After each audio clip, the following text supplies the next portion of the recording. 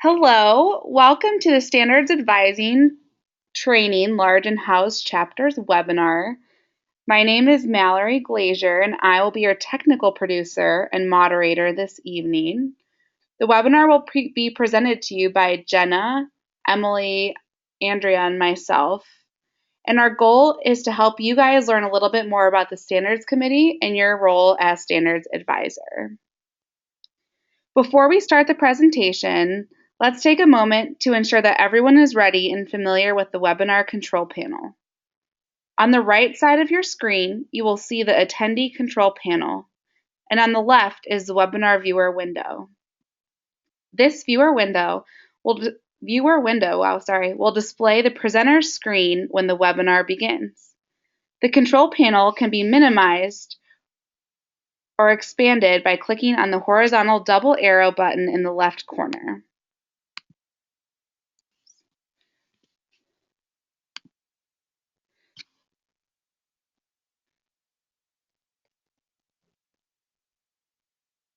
The control panel can be, minimizing the panel allows a better view of the presentation. Take a moment to practice. There are a few features of the control panel that the attendee should know. First, be familiar with the Raise Your Hand button. This button is located along the left side of your control panel. It allows you to virtually raise your hand if you have a question, or if you want to respond to a question being asked by the presenter. Click this button to raise your hand now.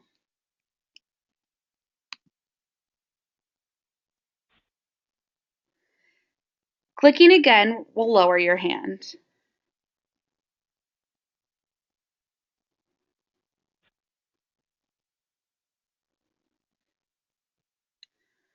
Another important feature of the control panel is the questions pane. To submit a question, type it into the question box. These may be questions related to the presentation, or technical questions related to the GoToWebinar system. You may also be asked by the presenter to type your ideas or responses here as part of an exercise during the webinar. To test it out, let's all send a question in now answering, "Where are you from?"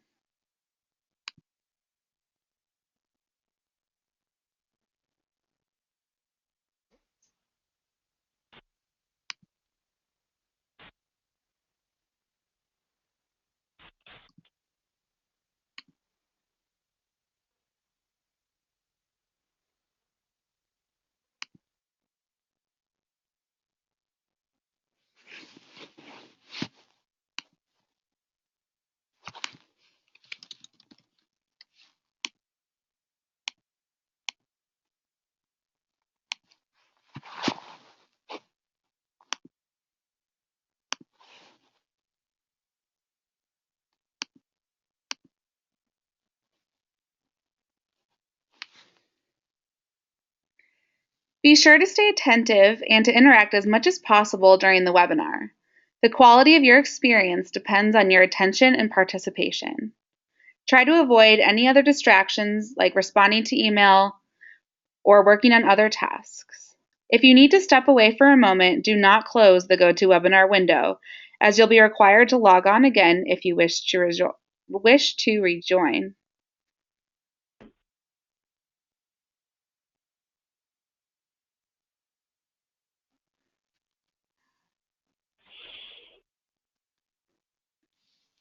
I'm going to now turn it over to Jenna to begin the presentation. Thanks, Mallory. Is your PowerPoint not getting bigger? It is on my screen. Oh, shoot. It is. I don't know. I can't see it showing full screen. Let's see. Is it still not now? Sorry for the technical delay, guys. Emily or Andrea, can you see at full screen? It might just be my computer. If that's the case, it's fine. No, I can't. It's not on my screen. Make sure you have the right window picked. What about now? Nope. Mallory, if you go down to the bottom, like in the left-hand corner of your screen, where those three little views are, like over where the list of... Yeah.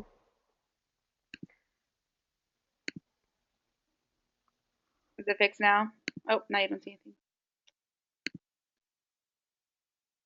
There we go. There we go. There you go. Perfect. All right. So welcome again, everyone. Thanks for joining our Standards Advisor training webinar for large and house chapters in particular.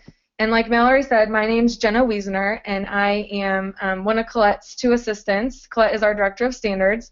And then we have Emily, Mallory, and Andrea on the line too, who are three of our 14 standard specialists. So if you want to go to the next slide, Mallory, I'll go from there.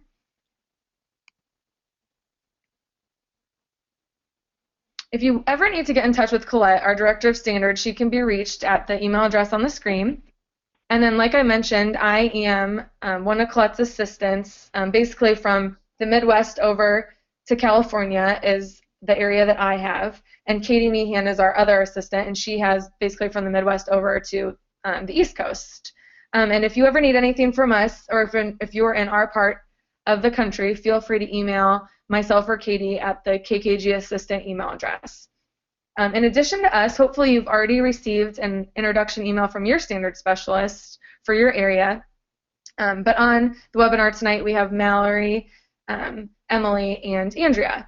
And just for a little tidbit of information about us, Colette actually lives in Wyoming. I live in Illinois. Mallory lives in Ohio currently. Emily lives in Kentucky, and Andrea lives in Washington State. So just between the five of us, we're spread all over the country, so just like all of you. So that's just something to always keep in mind. We're spread out everywhere in Kappa Land. In addition to being assistants, Katie and I also serve as standard specialists, just like Mallory, Emily, and Andrea. So we can go on to the next slide. Tonight we will be covering a variety of topics. We sent out an advisor survey last year, and we built this training off of the content that we received from the survey.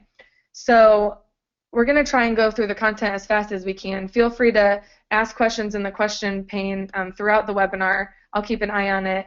And then also we'll stop for questions throughout or hold them till the end, whatever you feel most comfortable doing. So basically we're going to cover the new the standards team structure. We've changed it a little bit over the last year, so we'll go over that in a little bit more detail. We'll cover how the standards committee should be organized, the standards committee responsibilities, the responsibilities that you have as the standards advisor, communication and reports, where to send reports into and how often, what requires prior approval, most often from Colette, our Director of Standards. We'll spend a little time talking about liaisons. That's something we've really tried to push throughout the last year to get our standards committee more involved.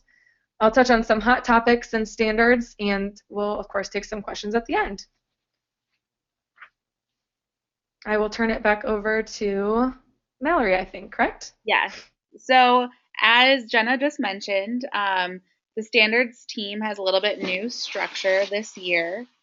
And we've kind of adjusted things, I think, to help everyone out, and so that there are more people handling standards, which will in turn help you and all of our VPSs out a little bit more. So we're currently piloting the new volunteer system that will be voted on at this year's convention. So the team has expanded from the 2 assistants, Katie and Jenna, to 14 specialists. And each specialist works with about 6 to 17 chapters. And we are the ones communicating regularly with responding to minutes, probation forms, and any major issues that pop up. So we will be doing our best to include you guys in all of our communication. But just remember that chapter officers do like to self-govern themselves. So if they're not included, if they don't include you on the email to us, we'll make sure to include you on the email back. So it's really important, though, that you guys are all listed as the standards advisors in key reports, because that's what we use to make sure we're contacting the correct person. So that goes for any new advisors, that goes through the registrar. So if that's the case, if you're not updated, then that will be the person you'll need the VPS to contact to update that. Standards typically had a larger team in the past, but like I said, this larger team just helps get in touch with more people more regularly and kind of take some pressure off of Jenna, Katie, and Colette. So we've only had this new system for one semester, but we've already seen huge successes with increased communication, building relationships with VPSs and VPS advisors, faster response times to chapters, and just overall better support. But please remember that we're also human. If there's any concerns about hearing different responses from the specialists, PDCs, assistant to the director of standards, RDCs, director of standards, please just let us know. We're happy to jump on a conference call. It makes things a little bit easier for us too to get in touch with you guys kind of voice to voice instead of just over an email. So please don't hesitate. Every day is still a learning experience and a learning opportunity even for us. So please just continue to hang on and be supportive as we kind of move through this new structure as well. Does anyone have any questions so far with the new team structure, anything like that?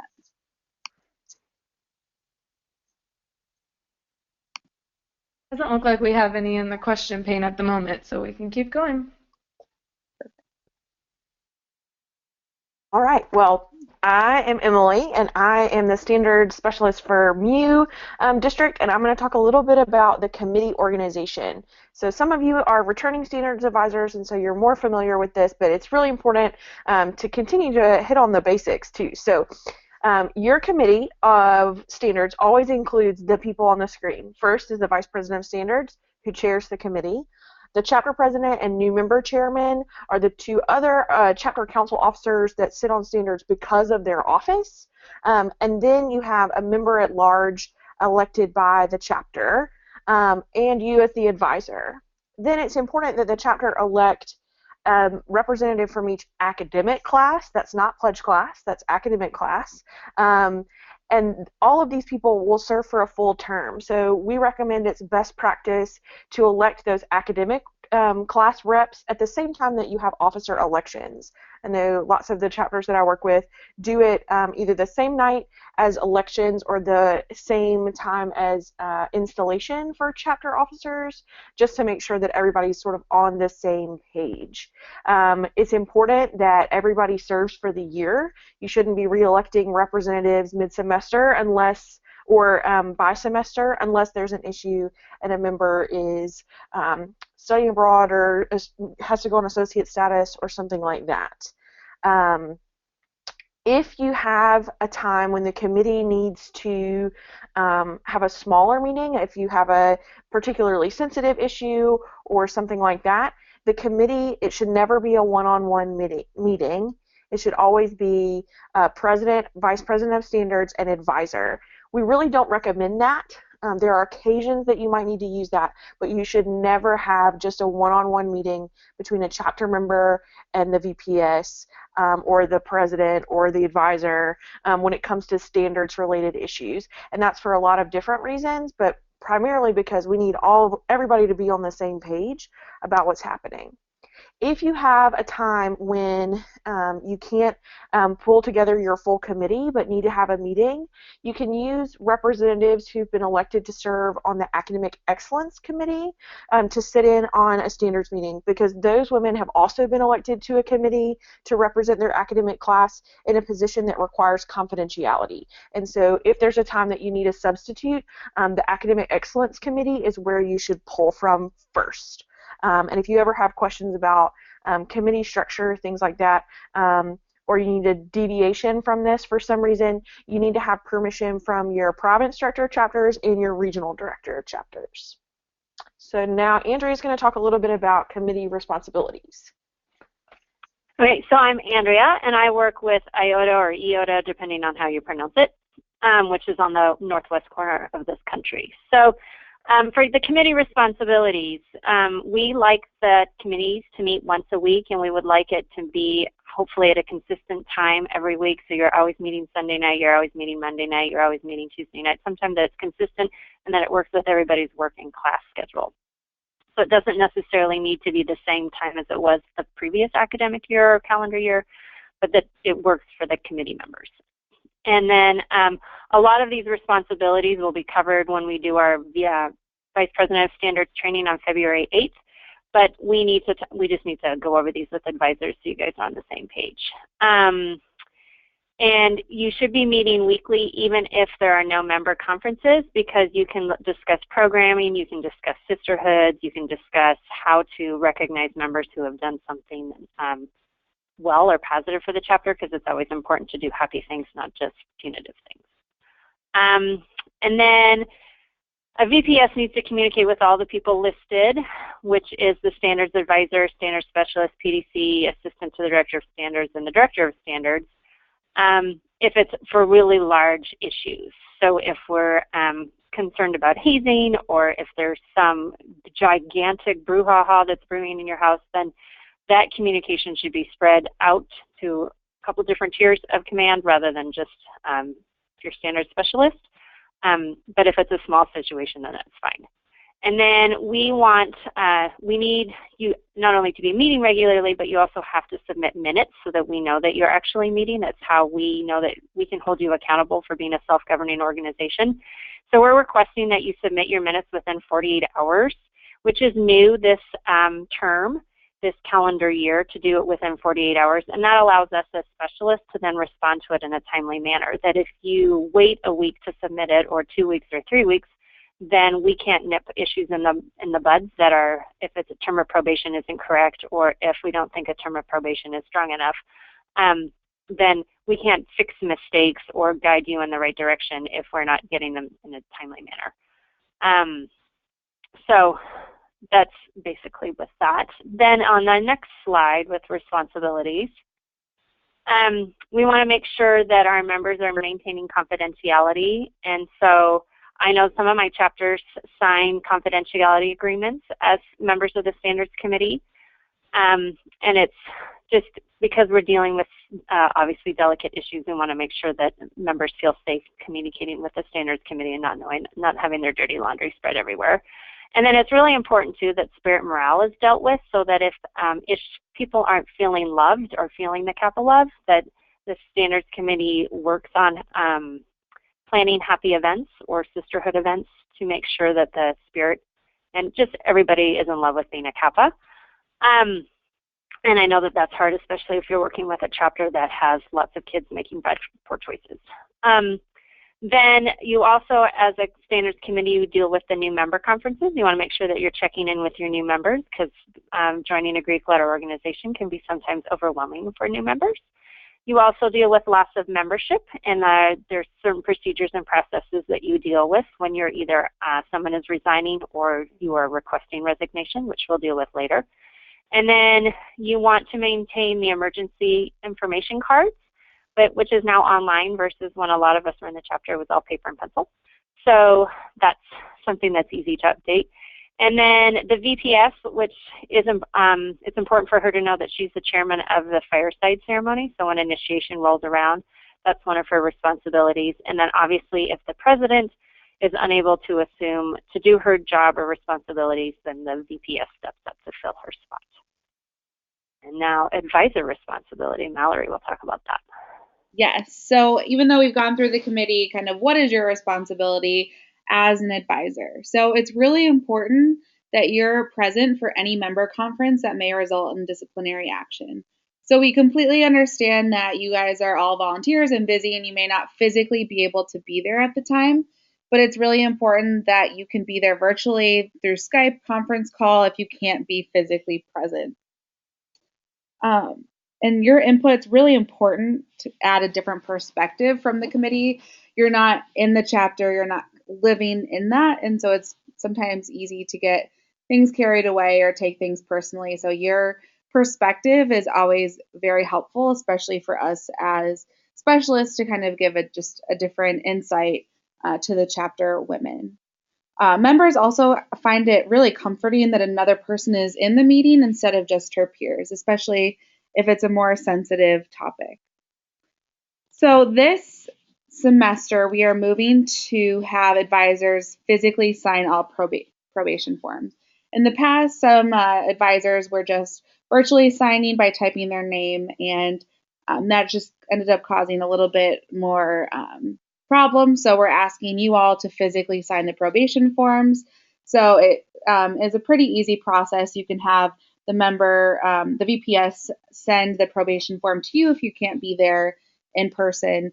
And you can use an app like Genius Scan, which turns your phone into a scanner. So all you'll need to do is print off the form, sign it, and then just take a picture through this app, and it turns it into a scanned document. So it should make things a lot easier, but it just lets us have more inclusive record than kind of going back to the chapter and just kind of relying potentially on having them virtually sign if you weren't there.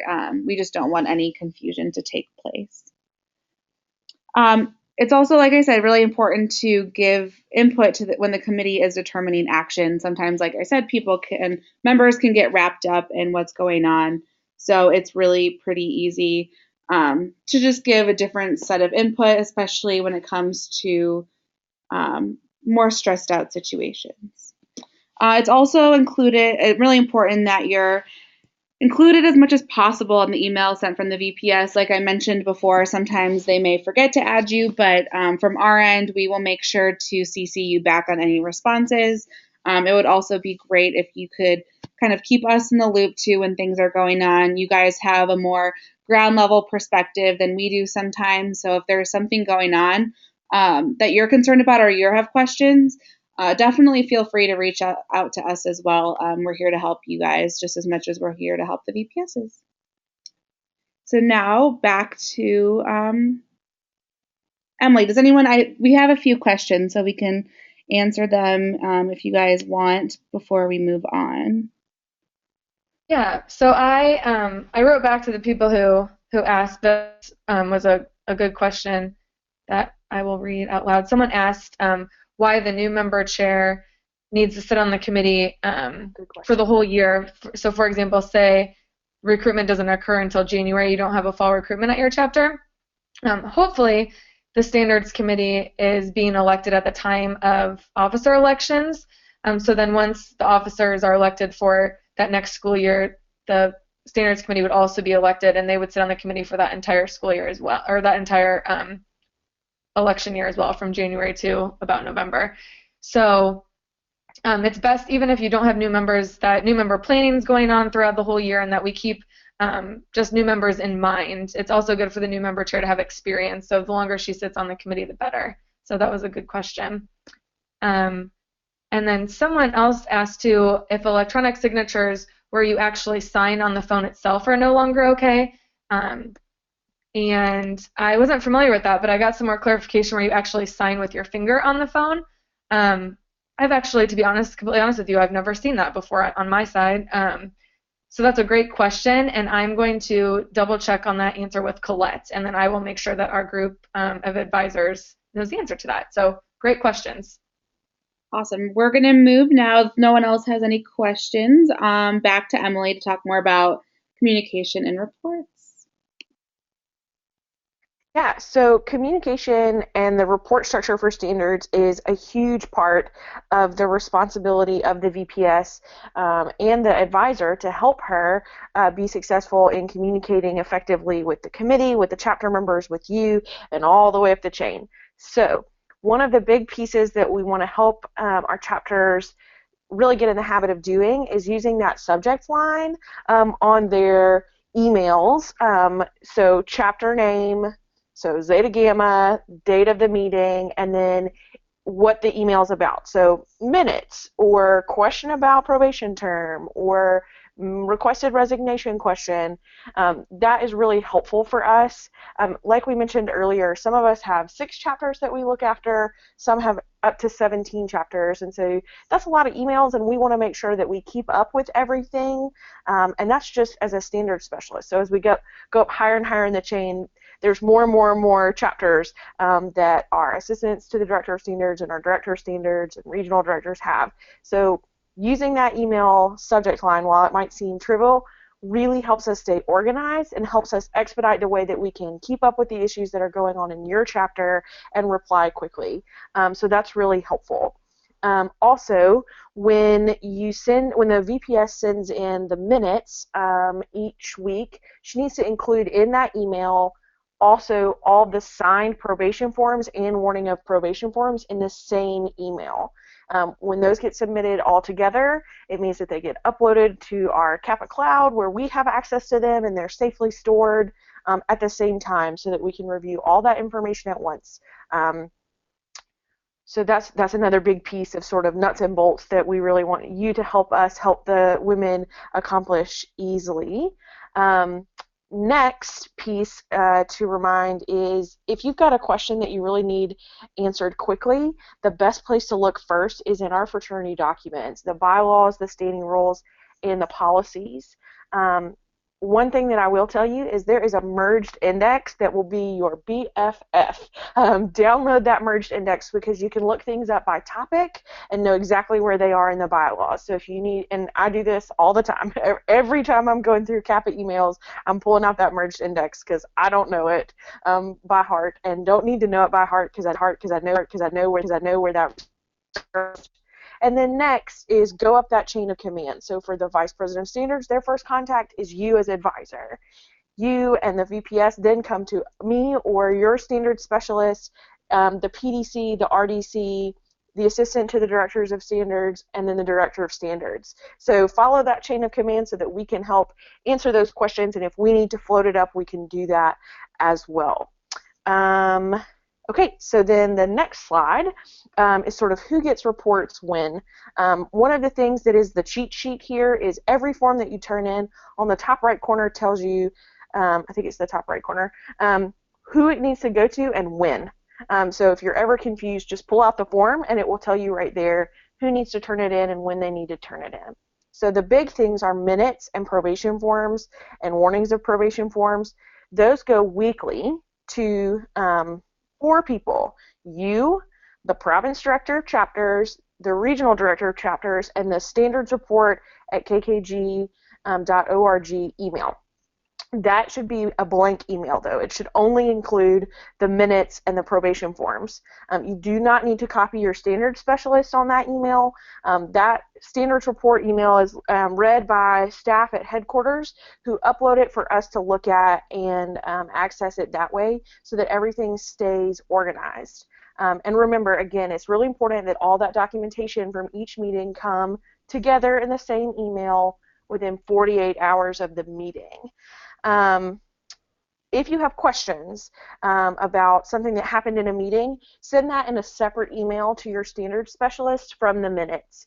Again, use that subject line that we've talked about, and that will help us know exactly where to go to look at the minutes or the probation form so that we can answer the question quickly. And then loss of membership forms are sent, again, to advisor, PDC, RDC, and standards reports. So really those are the primary contacts that you need to keep up with, and anything else that's a question or a concern goes straight to your standards specialist email, and we can help you out with those things. So again, communication is really, really important. The burden is on the Vice President of Standards again because we believe in self-governance of our chapter women, and anytime you need help or anything like that, go to the document, go to the form, and see if you can figure it out, and if not, please let us know. We want to help you navigate that and learn where to find stuff. Okay, so I'm going to talk about what requires prior approval from the Director of Standards or from our assistants, which are Katie and Jenna. So as you hopefully know, if you're going to put an active member on probation, you can only put her on probation for a maximum of 10 weeks, which includes extensions. So if you start at 2 weeks and then go to 6 and then go to 10, if you need to extend it past 10 weeks, then you need to get approval from the assistants or from Colette. And then with a new member, you can only place a new member on probation for 6 weeks, including extension. So if you want to extend it past 6 weeks, you need permission for that as well. And that's just if someone is what we call a frequent flyer in the standards committee and they are having a hard time meeting the terms of their probation. Then, and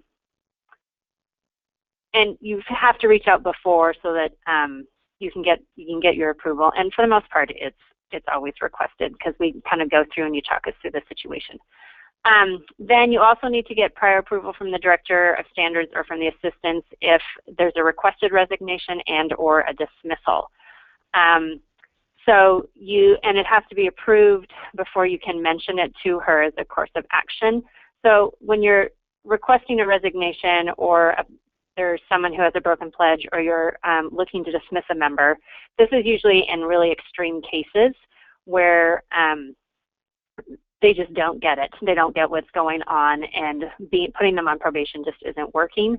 And they, even though they're on probation and not getting to do a lot of things and have all these probation terms, they're choosing to say, this isn't for me. They're just saying, yeah, I want to be part of this organization. So that's when you get approval from the tiers above, so that you can then go through the process of asking for her resignation. And then sometimes new members break their pledgeship, and so you have to get permission for that as well. And then social probation, not every chapter has this approval process. Like, I work with 7 chapters, and only one of the universities has social probation.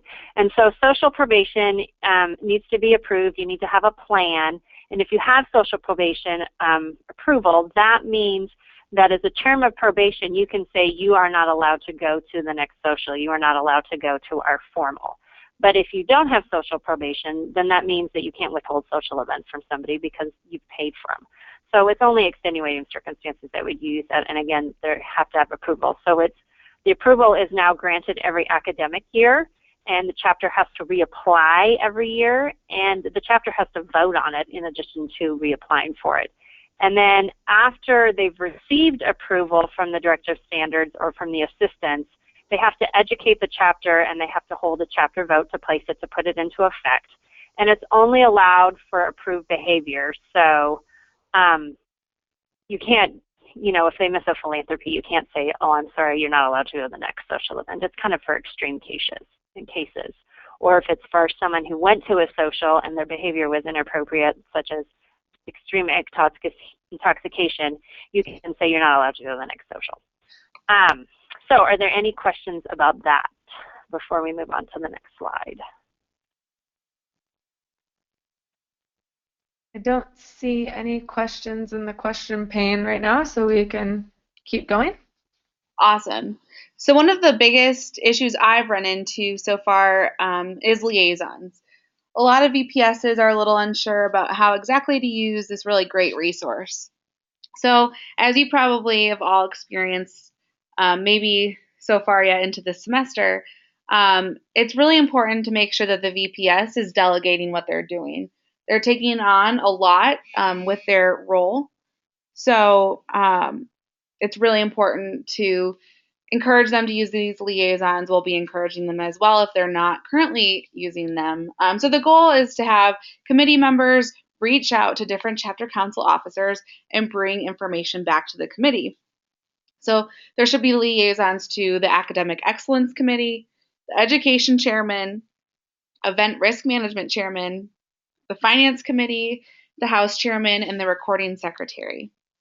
So it's really important that the chapter officers don't feel like they're being policed by members of the Standards Committee, but oftentimes if they have an issue, the chapter council officers usually just go straight to the VPS, which is really easy to overwhelm this one individual person hearing about all these different things from different people. So that's why the liaisons are really put into effect. So encourage your VPS to use her liaisons to have the chapter council officers reach out to their individual liaisons instead of just automatically going to the VPS. It makes things a lot easier, and really it just helps them delegate, which is a really useful and necessary skill kind of moving forward.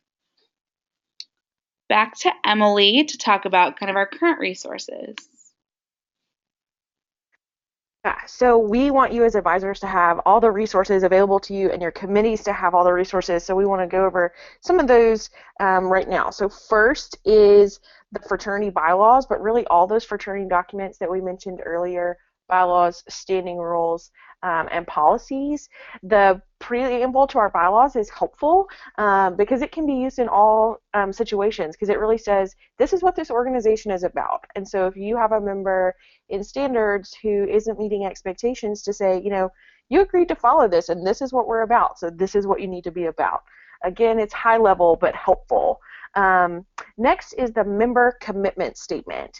The member commitment statement is completed every year by all members, and if you're a new advisor, this might be something you're not familiar with. It was implemented, we're in about our second year of using it, and it combines some of the previous contracts that we're using for event and our anti-hazing statement and those kinds of things. But the member commitment outlines expectations and agreement to follow the rules and expectations of the fraternity. So they've all signed it and said they would do it.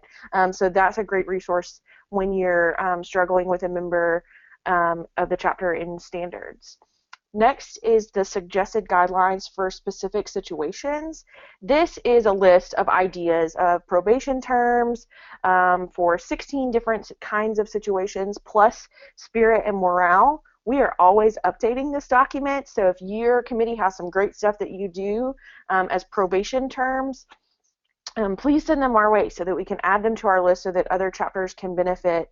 We want to help give probation terms to our members that really help them become better women and understand how to be a better contributor to the chapter. And so anytime we can come up with things that help with that, we want to hear them and share.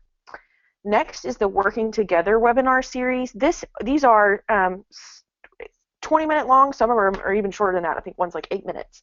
That's about how the VPS and standards works with those liaison positions that Mallory was just talking about. And I would recommend that y'all watch those if you've got a minute. They're YouTube videos, so you can watch them on any of your devices. I found it really helpful when I was advising standards as a standards advisor for a chapter, and even now as a standards specialist. It's a great help to know what is standards' relationship to academic excellence, and when are things handled by that committee versus us? Those are great. And then next is the standards committee tutorials. This is great when you have a new committee at the start or a refresher. You can do a mock standards meeting, an idea of what to expect during your standards meetings and how the committee functions and works. So those are really important.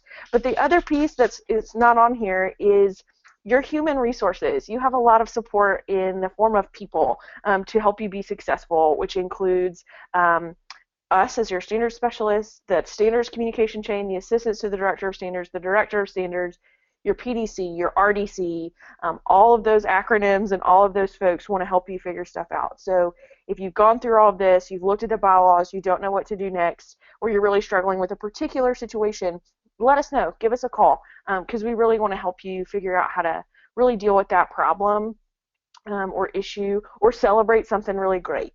So don't forget that you also have a lot of human resources that you can take advantage of in your role as an advisor to our standards committees. And now Andrea's going to talk about things that we're working to develop as future resources for our standards committees. Well, first and foremost, convention in San Diego is one of the most amazing resources that CAPA has to offer women. And as an advisor, you get to go without it costing you anything. So I would certainly thumb wrestle at your next advisory board meeting to earn that spot to go off to convention, because it is a total CAPA brain dump. And you will learn so much in addition to coming away with all these fantastic memories. So at convention, we were going to be putting on a workshop on women's health and mental health. And they're actually going to be mental health professionals. One of our standards specialists is a mental health professional who will be presenting the workshop at convention, which mental health is becoming a huge issue with our chapter members. And a lot of us, myself included, are not equipped to really deal with these issues. And so the mental health professionals will be helping us and guiding us through this process. Then our fraternity has also instituted mandatory gender-based violence prevention presentations and as a resource guide. So that's supposed to be completed by the education chairman and by our VPS at the beginning of each year. I know in my province, not very many people have actually completed that, and it's just a way for us to help your chapter compile a list of resources for women who are in need of assistance and just help, general human help. And the resource guide is obviously very helpful in a variety of situations. And then we have a new staff member at headquarters. So all of our headquarters staff are actually paid employees. The rest of us are volunteers. So we have a new staff member who's working on compiling past investigation techniques used by fraternity council and by chapters into one investigative process. So once it's completed, we'll have a resource to provide to chapters. So that should be an amazing resource once it's all done for us. And then one of these resources is using standards to deal with problems. That's going to be a webinar that will help with communication and how to approach some of these issues. And then Jenna is going to talk about some of our most common issues. Great, thanks. Sorry, I had to unmute myself. So we have several issues over the last year, but as you can see, we have had 2,483 probation forms and 609 warning of probation forms turned in the fall of 2015. You're probably asking yourself, how in the world I know the numbers like that, to that many. But our standard specialists, so the 14 of us, actually track the number of probations and warnings that we receive throughout the semester. So every time, every week when we go through the probation forms from our chapters, we mark on an Excel spreadsheet exactly where that would fall as far as issue is, whether it's attendance, scholarship, finance, conduct, alcohol, a housing issue. We mark that on a big Excel sheet and then merge it into one at the end of the semester. We put all of ours together, so that's where we got those numbers. The largest issues being addressed, which it's been pretty consistent over the last few years, are attendance, conduct, and alcohol. I'm sure that's probably not shocking to you all. Those are definitely the most prevalent issues that we see. Even sometimes, too, a probation form can go across different issues. You know, a conduct issue might be related to social media, but it's a conduct issue, or it also could be an alcohol issue with conduct, or a housing issue. Maybe a member had a boy upstairs in the facility. So, you know, they can kind of go across different issues and mark more than one area. An idea that we thought would be great for advisors to get really involved with the standards committee would be to have you encourage the VPS and her committee to do some role play with the top 3 to 5 issues that they're faced in particular in your chapter that you advise for, and have the standards committee practice handling those issues. You know, make sure that the whole committee is familiar with the wonderful suggested guidelines and probation term idea document that's on the CAPA website under the VPS resources, and have them pick different probation terms to assign to the member. It's also a great idea to make sure that that you role play in front of the entire chapter too. I think a lot of times chapters have a misconception of standards and might have a bad taste in their mouth for the standards committee, but it's really important to encourage your standards committee to show the whole chapter that you're there for more than just getting members in trouble. You want to help members hold CAPA standards at the highest level possible. You definitely do spirit and morale, so show them how the committee talks about spirit and morale during their committee meetings each week. So if you can be a leader in that aspect, that would be great. Sorry, Mallory. So some hot topics that have come up over the last semester and probably almost the last year even in the standards world are some of the items that are on this PowerPoint. So we asked the committees to meet weekly, and the reason that we do that is because timeliness is so important when it comes to standards. The committee should be sure that they're taking action immediately, and if something happens, you know, on a Wednesday night and it's not taken care of for 2 weeks, then it's not really going to sink into the member that what she did wasn't appropriate, or, you know, we're not going to get all the facts straight. So it's really important that the committee takes action immediately. If a member, it's a good reminder too that if a member doesn't attend a conference, the committee can still take action. So it is always good to give the member the benefit of the doubt. If she can't make it to the scheduled standards meeting because she has class, you know, she can't make it on the Tuesday night when the standards committee usually meets, I definitely would try to make it so that she can meet with you, because it is important to hear her side of the story and to make her feel comfortable. But if she just doesn't show up to the meeting, just out of blatant disrespect for that matter, just be sure that you remind the VPS and her committee that they can take action even when the member isn't there.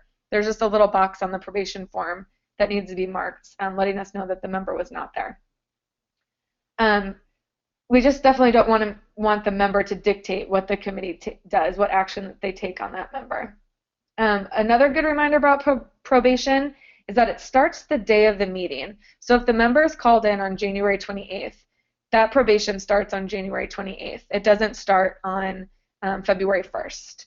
And also that the terms that are given during the probation, for this member's probation, need to occur during the probation period. So if you put if the VPS puts a member on probation for 4 weeks, her terms of probation need to be completed in those 4 weeks. It can't be, for her to attend something that's in May if her probation only goes until February 15th. So just a couple little reminders there to make sure your VPS is doing things correctly. Standards in housing is another big issue that we've seen a lot lately. A reminder that the Standards Committee cannot evict a member from the chapter facility, regardless of who owns the facility. This is a House Board decision and a House Board action. So if you are noticing that housing issues are coming into the Standards Committee's hands, it definitely needs to leave the Standards Committee, and it needs to go back to the House Chairman, and she needs to be in contact with the PDC and RDC, and they need to take care of it. You've probably noticed that a lot of things get pushed on to standards that aren't standards issues yet. They just get to us first because the committee usually does such a great job that they think we'll just handle it. But that's definitely not an issue that is a standards issue quite yet. Academics is another big thing that we've touched on a lot over the last year. Kappa Kappa Gamma does not have a required GPA for our general members. The only required GPAs that we have are for new members who are seeking to be Kappas when they go through recruitment, and then chapter council officers have to maintain a certain GPA. So if you're noticing that the VPAE is sending members into the standards committee because, quote unquote, a member isn't making grades, that's not okay, because we don't have a GPA requirement for our general membership. So it needs to first go through the VPAE and her committee, and they need to work with her to really figure out what the problem is. She's not going to class and things like that, and if it's not working with the VPAE or she's being disrespectful to the VPAE in her period of concern, then it would become a standards issue, and we can go from there. Loss of membership is another issue that sometimes gets a little bit confusing. A reminder that if a member isn't in good standing, and if a member owes money to the chapter, she's not in good standing. So that means she can't voluntarily resign her membership. So it would need to be processed as a requested resignation. So that's just something we see a lot of. And as Emily mentioned earlier about our documents, the VPS leadership guide and then the fraternity standing rules goes through that in some detail. So I highly recommend taking a look at those sections in both of those documents. Another thing that's kind of confusing, you may have seen some emails come from Jane, a woman named Jane Steiner at headquarters, referencing the acronym RNP. That stands for Resignation Not Processed. That typically happens at the beginning of a semester when we're kind of doing some cleanup. If a loss of membership form wasn't turned in a timely fashion by a previous VPS, or a member wasn't marked correctly in key reports when she resigned, they'll just kind of just sit in key reports in like a limbo stage, which is the resignation not processed. And so if the paperwork isn't turned in properly, then we can't get her off the list, and fraternity council can't vote on her because the paperwork wasn't sent in. So if you have any questions about any emails you've seen on RNPs, please don't hesitate to reach out to your standards specialist or to Katie or myself, and we can definitely help you understand that process a bit better. Talking to parents is another thing that comes up a lot, and just a friendly reminder that our relationship and our obligation is with the member, the college-age student. It's not with her mom or dad or her grandma or even her sister, even if her sister is a Kappa and she's already graduated college. Our obligation is to the member, so we can't divulge anything standards related about a member to anyone in her family because it's confidential. So we always are more than happy to talk to the member, but we just don't need to be talking to anyone else in her family. So if you are getting bombarded by emails, if somehow a parent gets your email or your phone number, just refer them to myself or someone at headquarters or Colette, and we'll take it from there. Just let them know that you'll take a message and you'll pass it along to one of us, and we'll take it from there. And then finally, I mentioned this a little bit earlier, but changing the perception of standards is so important. That's where role play can really come in handy. Pointing out to the chapter the member commitment statement and reading that out loud to them and pointing out certain parts of it, maybe taking parts of it at every chapter meeting for the standards committee to read aloud and reminding our members why they chose to be Kappas. And doing some really fun spirit morale activities helps a lot. I know the standards committee gets bogged down with the negative a lot and gets really busy, especially with the larger chapters. But making sure that we're taking time for spirit and morale is really important. It's really important to make sure that the chapter understands that standards is there for a good thing too. And I think that's it now. There was a couple questions that came in the question pane right before I started talking again. And one of them was about social probation. If someone wanted to apply for, if a chapter wanted to apply for social probation, when would be the best time for them to start talking about it for the academic school year coming up here in the fall?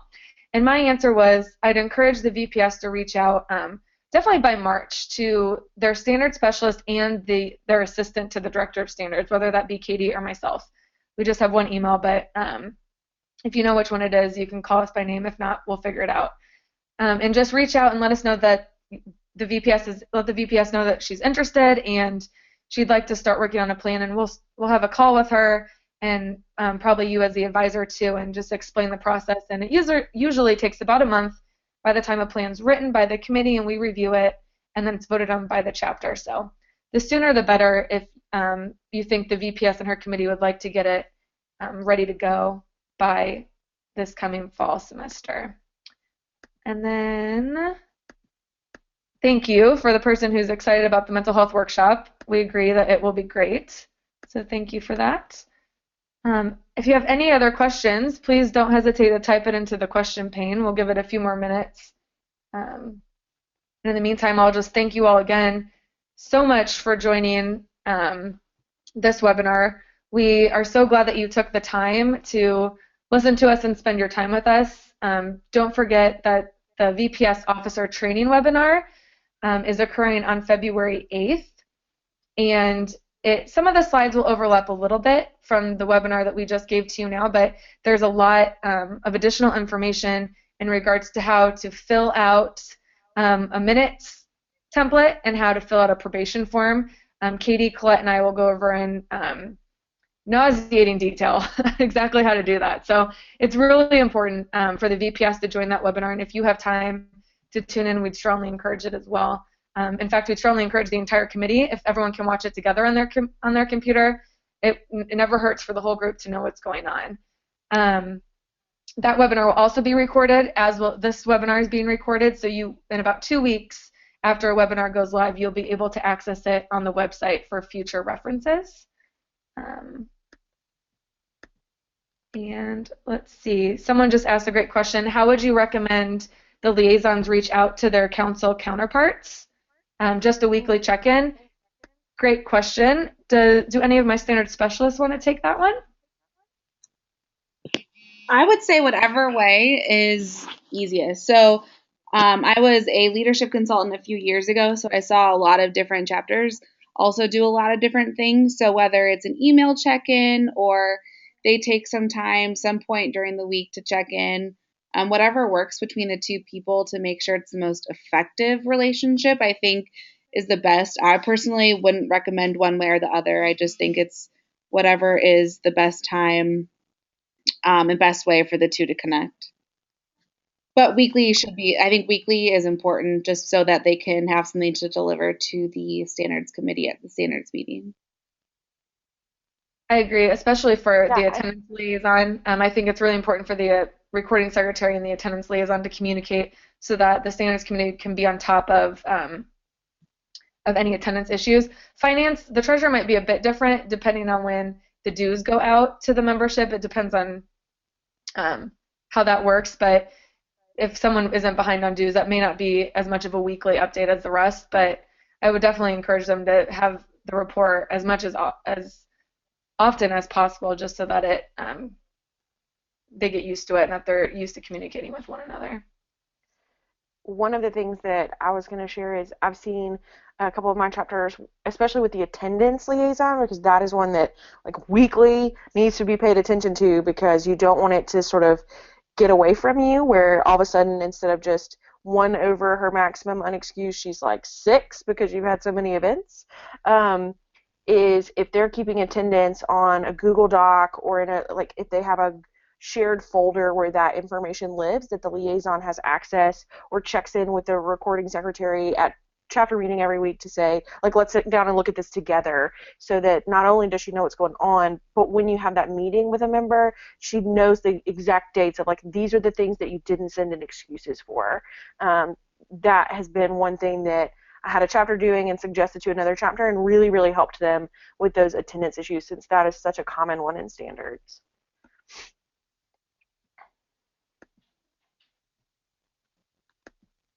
Great question. Well, again, thank you all so much for taking the time. Thank you for being CAPA volunteers and for being on the front lines. For us, we often just get to see everything going on with our chapters via email or over the phone or over a Skype call. We don't get to actually be in the room with our chapter women, so we really appreciate you being there and being supportive and taking the time out of your busy lives to support our chapters. So thank you so much for all of that. And if you need anything, don't hesitate. Mallory can put up the next slide and show you Colette and then Katie and my email address. But then, of course, like I mentioned earlier, hopefully your standard specialist has reached out to you already, so that you can really work to communicate with them, as we feel like this new structure is just so much better than when Katie and I had 70 chapters. Now everyone has around 10, so it's much better for some individualized attention. So it doesn't look like there's any other questions. So with that, we'll let you all get back to your evenings, and thank you again. Yes, and like Jenna mentioned, this should be up in around 2 weeks. So if you want a refresher, you'll be able to look at that then. But thank you guys again for participating in our webinar tonight.